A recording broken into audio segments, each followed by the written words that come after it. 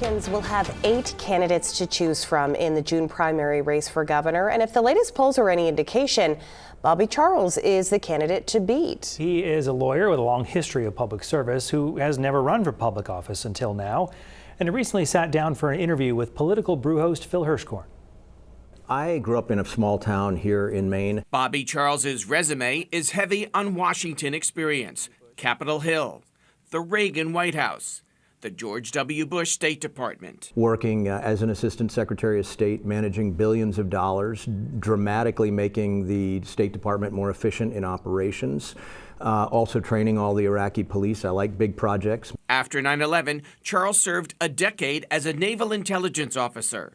When it comes to Augusta, he's an outsider, hoping to break up Democratic control. I think when you bring a new guy in who has managed both private sector entities and also managed billions of dollars on the public sector side, fired bureaucrats, but also elevated those who were doing a good job, you really are talking about putting a guy in the driver's seat that knows how to fix the problems. Charles considers Maine's top problem excessive state spending. I want to cut spending dramatically. How could we have doubled the amount that's being spent in this state in just 10 years? And the answer is a lot of it's going to this free housing for 8,000 illegal aliens, EBT cards, wraparound Maine care.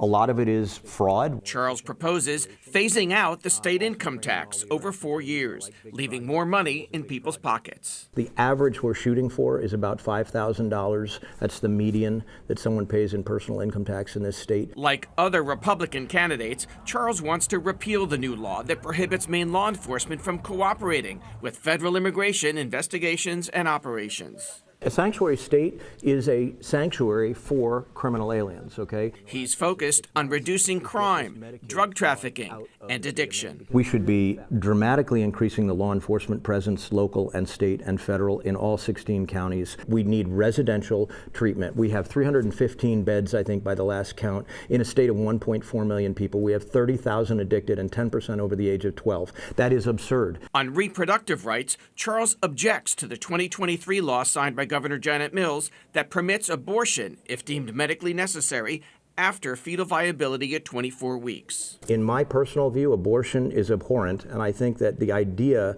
of a late-term abortion, which in this reading of that law means also at birth, to me is absolutely abhorrent. At 65, this is Charles's first run for elective office.